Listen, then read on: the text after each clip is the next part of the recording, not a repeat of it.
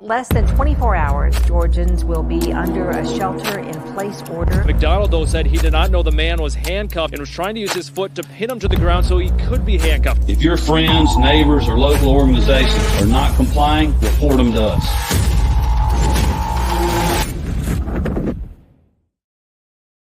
Howdy, y'all, and welcome to the Free Georgia Podcast. My name is Jake Green. Thank you so much for joining me during this month of December. Really appreciate the listen, the view, all of it. We've had a really good year thus far in 2023 as far as spreading the message of liberty throughout Georgia, having some events. This podcast has gotten more views than it ever has before, as well as our Thursday night podcast, which is live on YouTube and Rumble and Facebook and Twitter. So if you ever want to tune into that, it's called Liberty Libations every Thursday night at 8 p.m. It's me and three other guys who have a drink and just talk the latest week's news, culture, politics, all that kind of stuff. And we just kind of have a good time. We have trivia every week. It's really fun. So if you haven't tuned into that, make sure you do so. You can find it on all audio podcast platforms as well. It's not just the video version, so you can get it on Apple Podcasts, Spotify, all of the above. All right. So for the month of December, you're going to hear this intro 4 times because I decided far too late to get some guests on and record before December. I decided I'm taking December's and June's off of podcasting. So they will, anything in December or June will be pre-recorded. Liberty Libations on Thursday nights will go on without me. We will have guest hosts for the Thursdays that I will not be there. My company will still produce all of the podcasts, but I will not be the host. Just every now and then, it'd be nice to just have a month off from doing this. I love doing it. I would like, everybody likes time off. I got a million house projects that have piled up. And so time to do those. So don't be alarmed if you hear this intro repeatedly. It is what it is. I will be, for the second half of these episodes, or actually the majority of these episodes, they will be reruns of what I think were underviewed and under listened to episodes from the past couple years, and even just parts of episodes. So we are going to have 2 episodes on Bitcoin, 1 episode on our Banished Big Brother project, and 1 episode on overreach of government. And so these are all episodes that we have previously aired. Shane Hazel is the guest on 2 of them.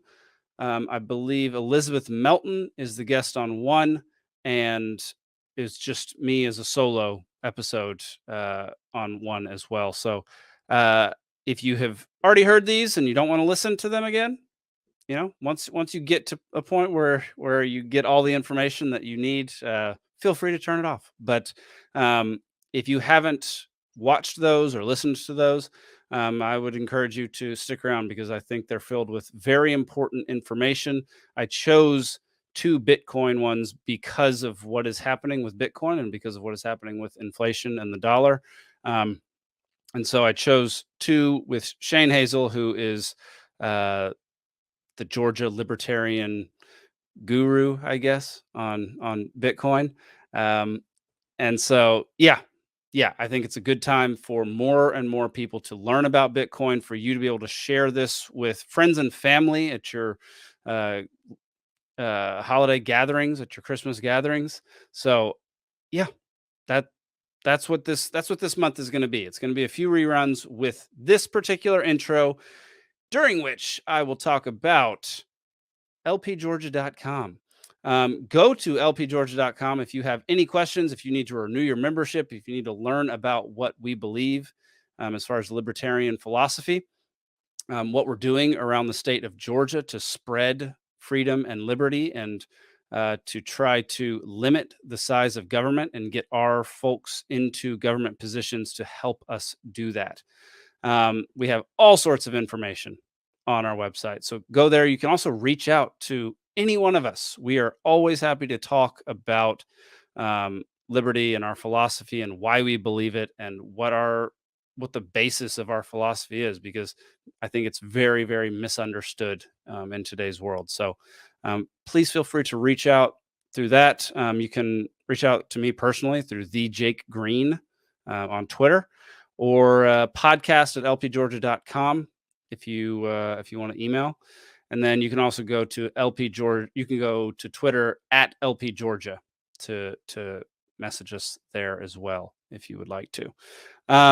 Also, if you're interested in coming to the 2024 convention, tickets are currently $75 as of December 4th. On December 6th, they go up to $85. The convention is the 26th through the 28th of January. It is down in Conyers, Georgia at the VFW.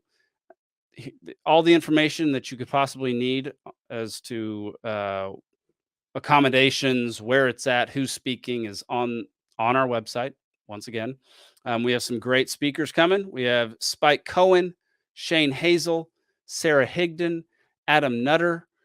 The website says Edgar Mills at the moment. Edgar may or may not be able to be there. It depends on some personal things. So we also have the Tower Gang Pod who is coming to do a podcast there, I believe. And we have a 6-way debate for the presidential candidates of the Libertarian Party. So 6 folks running for president will be debating at LP Georgia's convention. So make sure you get your tickets now while they're $75. If you wait 2 more days, they will go up in price. So yeah, make sure to come out. We the last 2 conventions that I've been to have been absolutely phenomenal. We had a great time at the Great Create. That was a really big event that we threw this summer. And then we will have booths and people selling things and people teaching things and trainings and all sorts of stuff at conventions. So make sure you get your tickets now.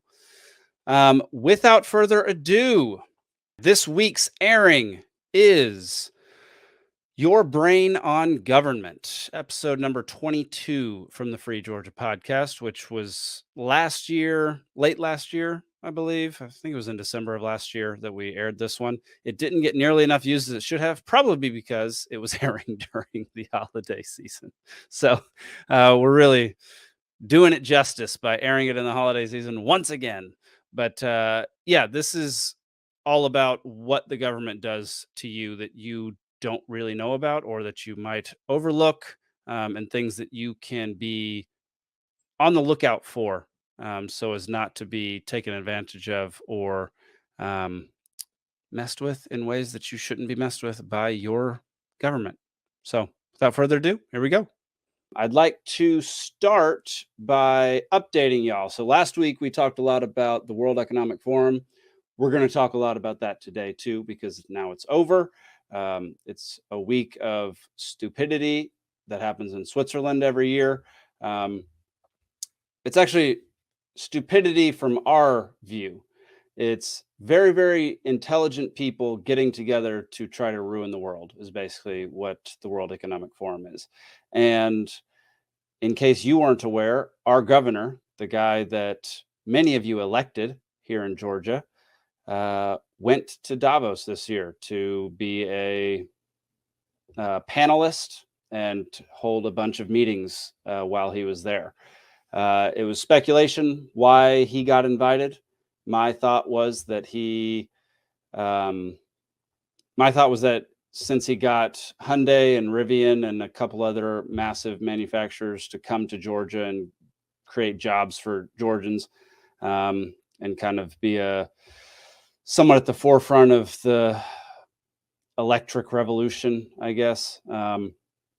They wanted him there to talk about that and talk about, I guess, the election, which you'll see here in a minute. So I'm going to share my screen, and I've learned how to do this much better recently, which is pretty great. The last Liberty Libations. So this is America Unbound World Economic Forum. The speakers were Bjorg Brende, Brian Kemp, Kirsten Sinema, who's I believe a senator from Arizona, Christopher Coons, another senator, Joe Manchin, senator from West Virginia, Maria Elvira Salazar. I don't remember what her title was. Mickey Sherrill and J.B. Pritzker.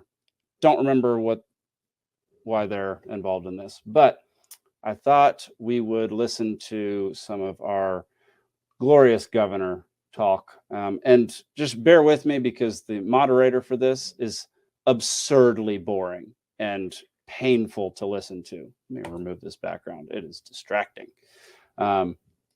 Painful to listen to. His questions are stupid, verging on completely irrelevant. So just bear with me through that. But let's get to Brian Kemp. All over the world. Hang on. Let me fix my audio so there's no echo for you.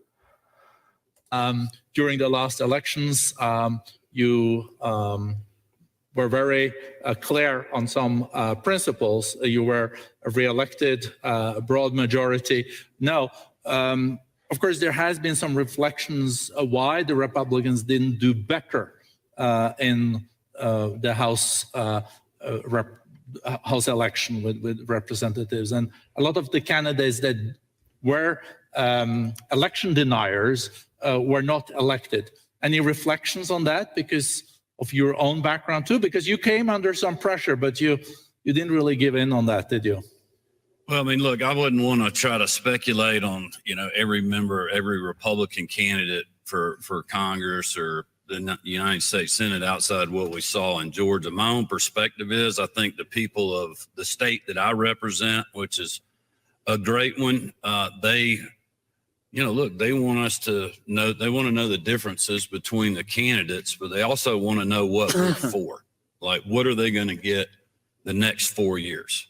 And that's something that we just stayed focused on. And I think when you look at the Republican ticket in the state of Georgia, we've had 2 record years in a row economically. Our mid-year numbers will probably break last year's numbers if you take out the 2 big mega projects we had. We talked about the things that we did on teacher pay raises, on school security, our 2 healthcare waivers, even though a lot of the bureaucracy in Washington, D.C. was trying to hold those up.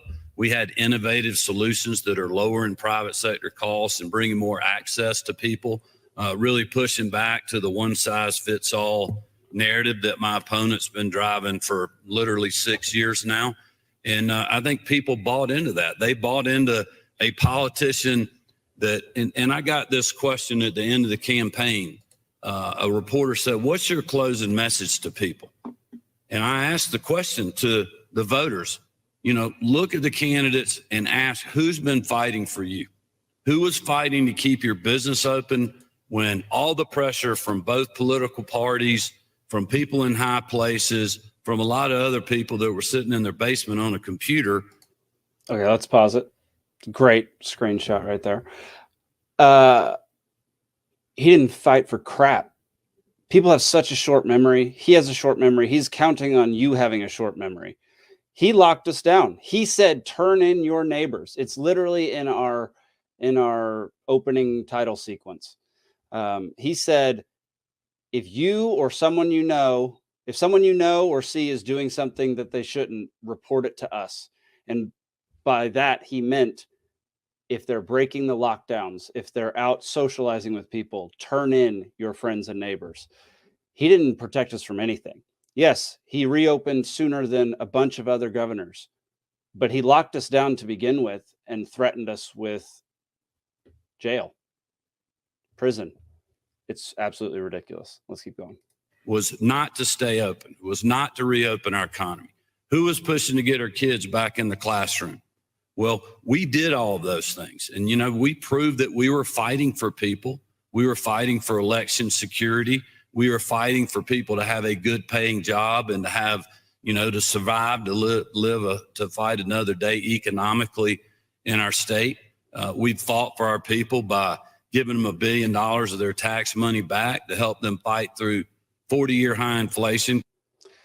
You realize what $1 billion does through the state of Georgia? Actually, let's actually just look this up real quick. Population of Georgia. Let's see. 10.7 million. So let's do the math here. So that's 1 billion divided by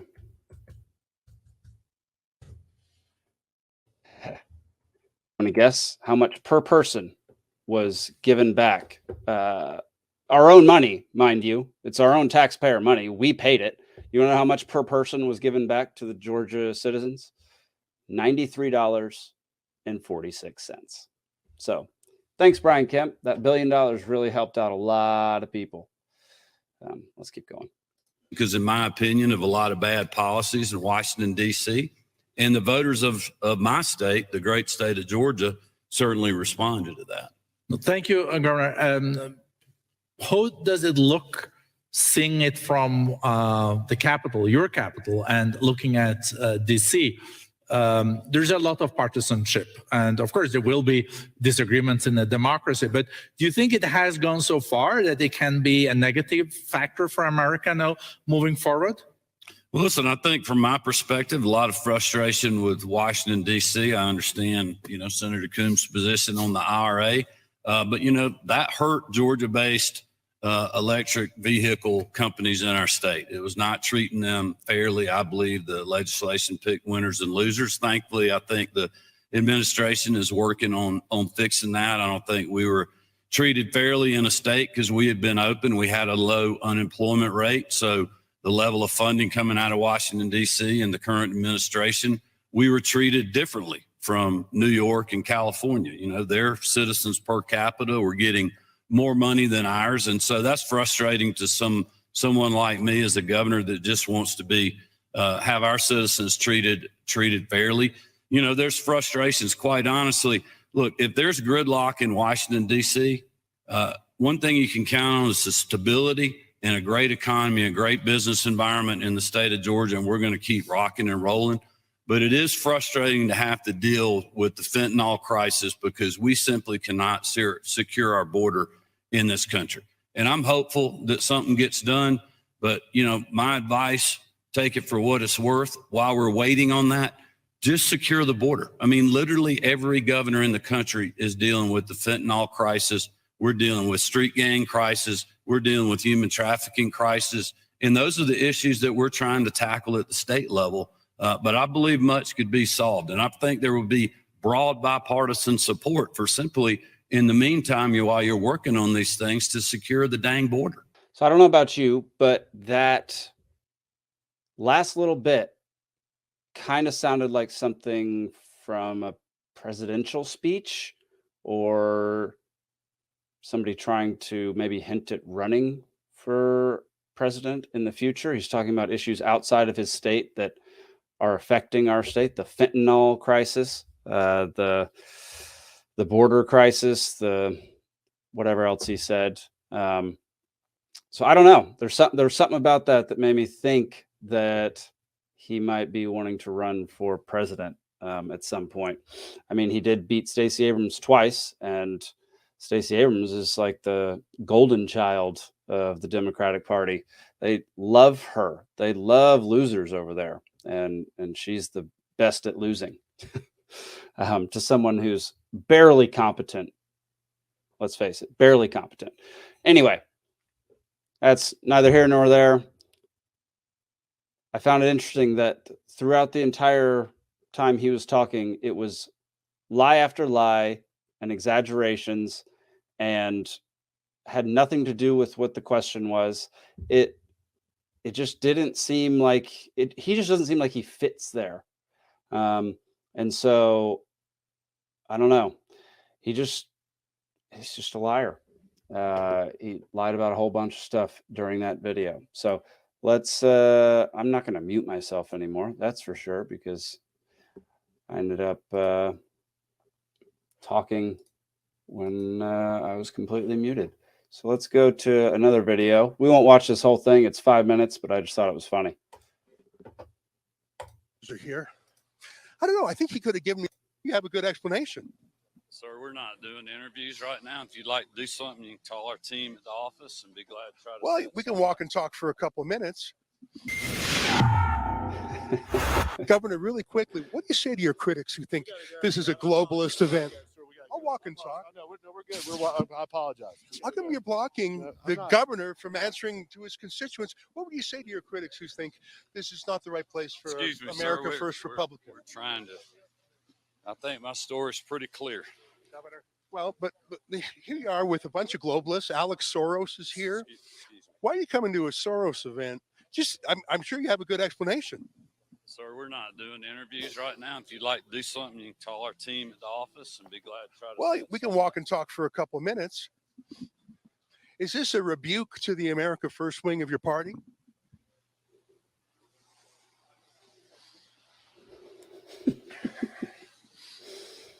There's a lot of censors here, a lot of big tech censors here. Do you criticize that? Have you talked to any of the globalists or censors and let them know your First Amendment point of view? So anyway, it goes on like that for quite a while. I think it's 5 full minutes of that dude following Brian Kemp, and Brian Kemp not answering one question. And mind you, they're super benign, easy questions to answer. It would not have been difficult for him to actually give a real interview, walk and talk. Yeah, very benign. I just thought it was funny that he absolutely was not going to talk to this reporter. Rebel News, they do some good stuff. They do some really good reporting. So if you want to go watch them, watch some of their stuff, go to their YouTube channel. All right. Now for the main topic of the day, which is a specific talk that was given at the World Economic Forum. We're going to watch quite a bit of it right here. We're not going to watch all 30 minutes of it, but at least the first 5 to 10 minutes or so. So if you're watching this, you can see the people talking. If you're not, obviously you can't. During her demonstration, she's going to show some slides. She's going to show some pictures. She's going to show some graphics. I'll pause and try to describe them to you so that you know what's going on if you're consuming this via audio. So here we go. Hello, everybody. I'm Nicholas Thompson. I'm the CEO of The Atlantic, and I will be your moderator today. We are going to have an incredible session. Star of the show is Nita Farahani. She is a futurist and legal ethicist at Duke, and she's so smart and so interesting. You're going to learn a ton. This is how it's going to work. We're going to watch a short video. She's going to come on stage and talk, and then we're going to do a little Q&A, questions from the audience, and that'll be a wrap, and you'll leave enlightened and excited. So first off, a video. It's going to make you see the future and understand a wonderful future where we can use brainwaves to fight crime, be more productive, and find love. Let's roll. You're in the zone. Even you can't believe how productive you've been. Your memo is finished, your inbox is under control, and you're feeling sharper than you have in a decade. Sensing your joy, your playlist shifts to your favorite song, sending chills up your spine as the music begins to play. You glance at the program running in the background on your computer screen and notice a now familiar sight that appears whenever you're overloaded with pleasure. Your theta brainwave activity decreasing in the temporal regions of your brain. You mentally move the cursor to the left and scroll through your brain data over the past few hours.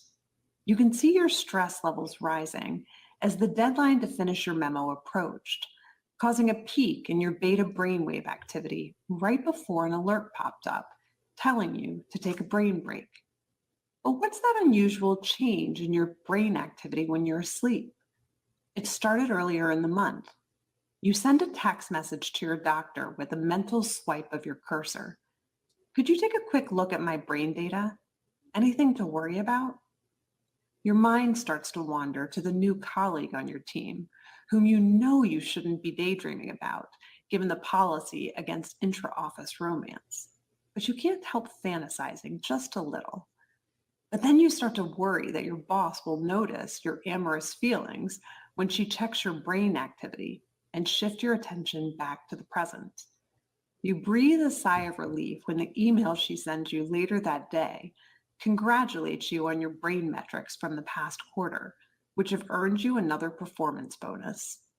You head home jamming to the music with your work-issued brain-sensing earbuds still in.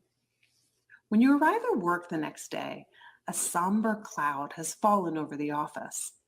Along with emails, text messages, and GPS location data, the government has subpoenaed employees' brainwave data from the past year. They have compelling evidence that one of your coworkers has committed massive wire fraud.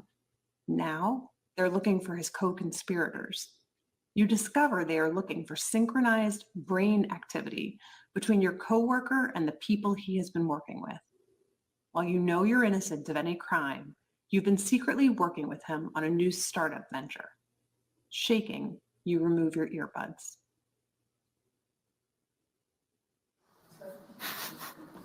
What do you think? Is it a future you're ready for?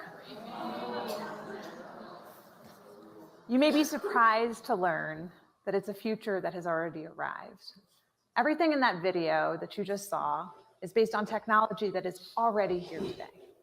Artificial intelligence has enabled advances in decoding brain activity in ways that we never before thought possible. You've heard a lot about AI over the past few years. Here at Davos, it's been the talk of the hour. But I want to talk about it in a different way, which is the ability to decode brainwave activity. After all, what you think, what you feel, it's all just data. Data that in large patterns can be decoded using artificial intelligence. Consider this, the average person thinks thousands of thoughts each day. As a thought takes form, like a math calculation, you're happy, you're tired, you're hungry, you're elated. Neurons are firing in your brain, emitting tiny electrical discharges. As a particular thought takes form, hundreds of thousands of neurons fire in characteristic patterns that can be decoded with EEG, or electroencephalography, and AI-powered devices. In fact, what you're seeing here is my brain activity while I'm wearing a simple device like the one on the right. We're not talking about implanted devices of the future. I'm talking about wearable devices that are like Fitbits for your brain. It used to be that there was very little we could tell from EEG activity, but already using consumer wearable devices, these are headbands, hats that have sensors that can pick up your brainwave activity, earbuds, headphones, tiny tattoos that you can wear behind your ear. We can pick up emotional states like, are you happy or sad or angry? We can pick up and decode faces that you're seeing in your mind. Simple shapes, numbers, your PIN number to your bank account. It's not just your brain activity here that we can pick up. We can also pick up your brain activity in different places, like as your neurons fire from your brain down your arm and send signals to your hand to tell you how to type, move. All of that can be decoded through electromyography. And that's what you're seeing here is a device now in the form of a simple wearable watch that can pick up that activity. And in one of the pivotal acquisitions of the field, Meta acquired this company, Control Labs, in 2019, because major tech companies are investing in helping to make these devices universally applicable as the way in which we interact with the rest of our technology. In fact, the coming future, and I mean near-term future, is these devices being the primary way in which we interact with all of the rest of our technology. All right.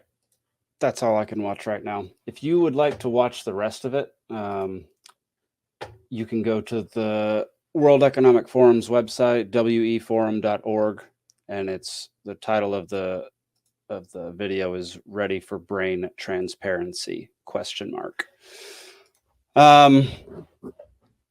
If you're not freaked out by that, if you don't find that creepy, this probably isn't the podcast for you. Yeah, you're probably in the wrong place if you find that at all okay. Because, I mean, the fact that this thing on my arm, I wear, it's basically a Fitbit. It's called a Whoop strap, can monitor some of my brainwave activity, and they can see, and it can be used to see what I'm typing with that hand and how my hand does different gestures. And I have no control over what they use that data for. That's a pretty horrifying thought. The fact that this is already happening, that opening video, they're going to try to make that the norm. They already installed cameras on people's computers to watch their eyes so that they know if an employee is working. They already, they have mouse sensors, so they know if the person's mouse is moving, so they know if the person's working. This is one big, they market it as like work efficiency or being a good worker and trying to gather as much data as possible to make the company as efficient as possible so that everybody wins and everybody makes more money and people do a good job and people are held accountable for things. But what all of this is going to end up doing is being used to attack people that people in power do not like and do not want around anymore. I don't know about you, but I don't. If you're convicting somebody based on their brainwave activity, if you're finding accomplices to somebody based on synchronized brainwave activity, that's a Minority Report future seeing BS. And that's a horrifying future that apparently we're going down, because everyone wears wearable devices. She talks about later on, she talks about like earbuds, like headphones, like wireless ones, not ones like these, thank goodness, but stuff like this, Apple AirPods. They could have sensors in them that monitor your brainwave activity so that you don't have to lift a finger in order to exist on Earth. You can just think things and they happen. The caveat to that kind of convenience, the convenience of being able to write an email, change a program, switch from one tab to the other with just your brain, send a text message, all these different things, all these things that you can do without literally lifting a finger. The convenience of that comes with a caveat, and that caveat will be you will be watched and surveilled for the entirety of your life once you give in to that first step. You want to talk about dystopian futures. I mean, that whole scenario that she laid out at the beginning with that cartoon, if you're watching, it was a cartoon that she was describing about the lady at work who was nervous about being a co-conspirator with somebody else who got arrested. I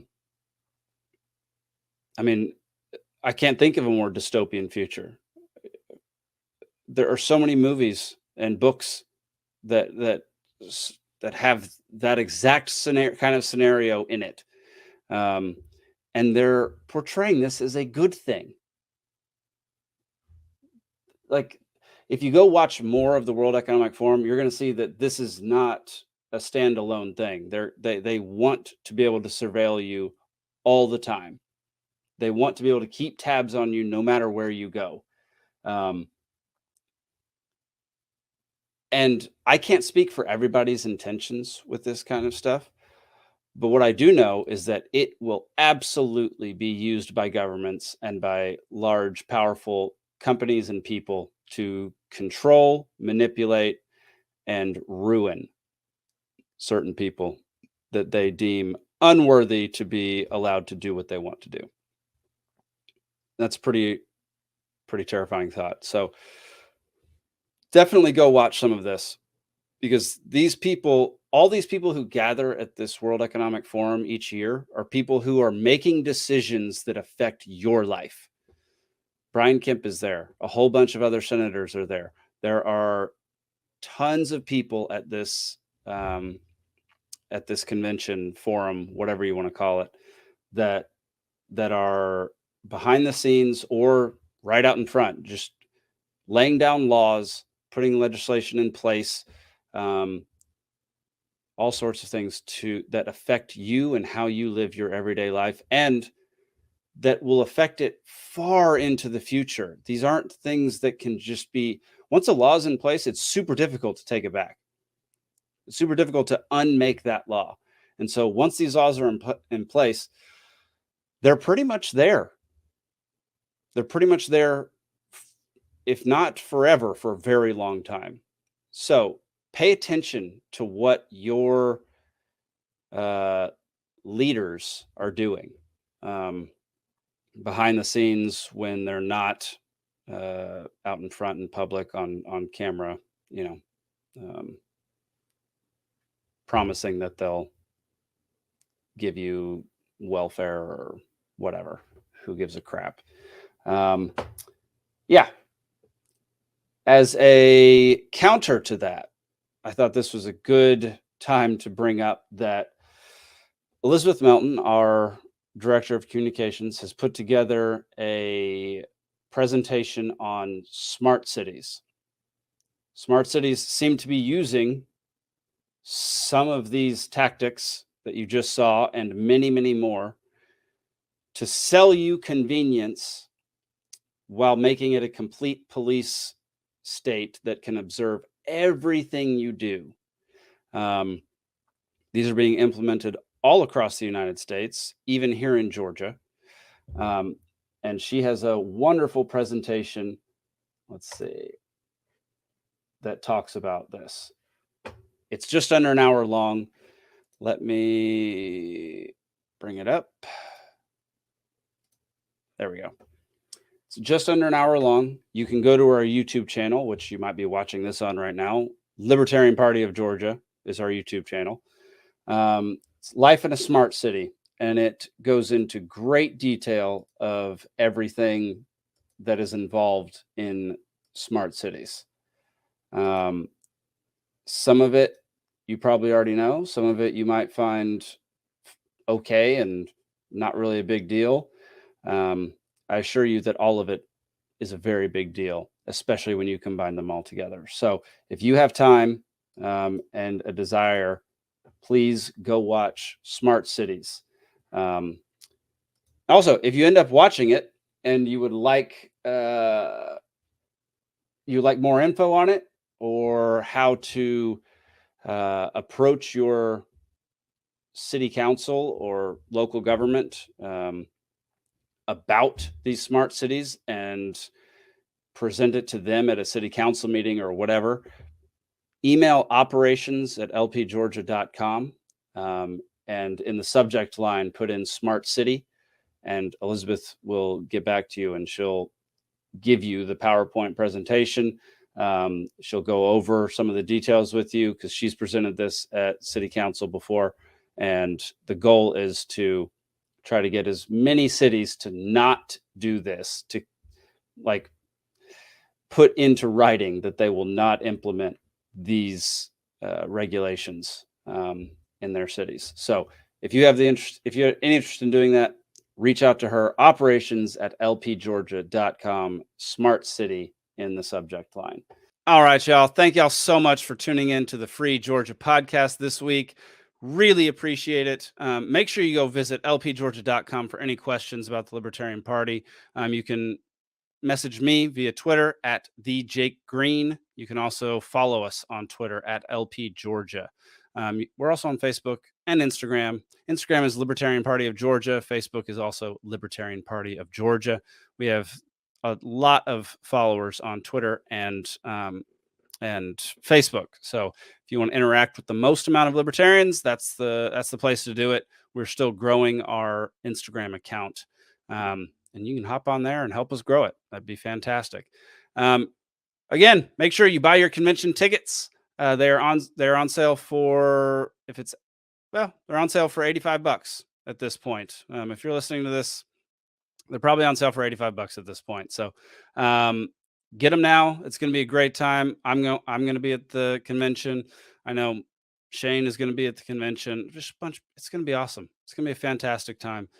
So make sure you get your tickets now. That'll do it, y'all. Thank you for a phenomenal year once again.